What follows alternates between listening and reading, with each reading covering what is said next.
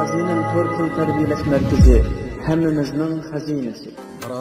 İnternet toru orqali uyda o'tirib bu darslarimizga qo'shila olasiz. Turk tili, ingliz tili, arab tili, xitoy tili, german tili, uyg'ur tili, kompyuter sistemi kodlash darsi. Turkiya, Qibris va chet ellardagi universitetlarda o'qishni xohlamsiz? Qiynamsiz beshingizni qattirmay, biz bilan aloqalashing.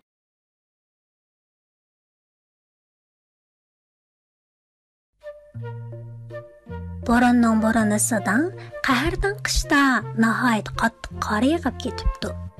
Bu yilgi qishning sovuqini til bilan tasvirlab bergili bo'lmaydi ekan. Dal mushundaq judonliq kunda shahar ichida ham to'nglig'an, ham qursig'i ochgan bir kichik qiz u yoqdan bu yoqqa menib yuribdi. U uchisiga nihoyat ko'nirgan bir nefis ko'ylak kiygan bo'lib, uning oyoqimi o'zidan cho'ng ekan. Bu qizchaq sovuqdan to'nglig'an holda qo'lidagi sarangilarni tezroq setib o'tishni o'ylabdi. Sarangi sotaman, sarangi olamsizlar, sarangi elib olinglar. Sarangi sotquchi qizchaq shuncha to'lg'an bo'lsa-mu, biroq hech kim uningga qarab qo'ymabdi. Dal bu chaqda shahar ko'chasida nihoyat aldirab ketayotgan bir ot harusi paydo bo'ldi. Buningdan qo'rqib ketgan sarangi sotquchi qizchaq yo'lning chetiga yiqilib ketibdi. Hamda putidagi o'ziga cho'ng kelib qolgan oyoqmu tushib qopti. Dal bu chaqda nihoyat kapsiz bir o'g'il bola kelib sarangi sotquchi qizchaqning oyoqini elib oldi. Hamda oyoqqa qarab, "O, nima degan yo'g'on oyoq bu? Men bu oyoqni elib ketib, kuchugimga uv qilib bersam qolmoshquday." Shuning bilan bechora sarangi sotquchi qizchaqning kiydigan oyog'imi qolmabdi. U mushu judonliq kashda yalang oyoq mengishga majbur bo'libdi. Qizchaq shuncha to'nglig'an bo'lsa-mu, ammo uyiga qaytishga jur'at qila olmabdi.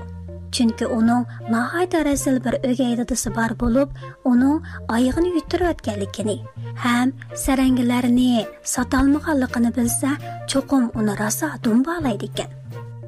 Sarangi sotquchi qizchaq mushlarni xiyol qilganicha mengibdi. Oxir bir nihoyat boy kishilarning eshik oldiga kelib to'xtabdi. Shuning bilan sarangi sotquchi qizchaq to'nglig'idan mang'almay qopdi. Hamda uyning oldida o'ltirgan petdi sovuqdan to'nglab, qizirib, ishib ketgan putlarini nefis ko'ynagi bilan to'sib, ozroq bo'lsa-mu dalda qilmoqchi bo'pti. Biroq nefisg'ini bir kiyim qanchalik dalda bo'la oladi deysiz. Oxiri chidamagan sarangi sotquchi qizchaq avaylig'inicha bir tal sarangini qaypidan chiqarib tutashtiribdi. Sarang uchqinini ko'rgan qizchaq o'zini xuddi o'choq qishida isinib o'ltirgandek his qildi. Biroq tuyuqsiz bir shamol kelib, sarangini o'chirib o'tibdi. Sarangi sotquchi qizchaq oldirgan holda yana bir tal sarangini qapishtiribdi. Bu chaqda uning ko'z oldiga nihoyat mo'l bo'lgan noz ne'matlar keldi. Qizchaq amdi jo'zining o'ttirsidagi yo'g'on o'rdak ko'pi qo'l uzatishiga o't yana o'chib qopti. Shuning bilan o'rdak ko'pim yo'q bo'pti. Oxiri sarangi sotquchi qizchaq 3-sarangi tilini tutashtiribdi. Bu qatam u o'zining ko'yimchan oq ko'ngil mo'misini ko'ribdi. Hamda mo'misini ko'rib hayajonlangan qizchaq mo'misiga qarab, "Jinim mama, sen o'zing bilan meni tang elib ketgin. Seni pek sig'indim," debdi. Hamda o'tning o'chib qolishidan ansirab, butun sarangilarga o't qapishtiribdi. Oxirida u rostilla mo'misining illiq bag'riga o'zini etibdi.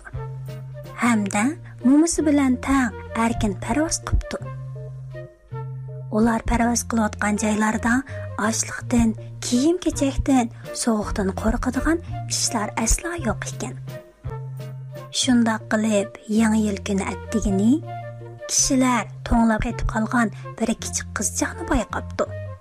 Bu qizchaqning yuzi kulimsirgan bo'lib, yanada ko'yib kul bo'lib ketgan sarangi tollarining uvoqlari bor ekan.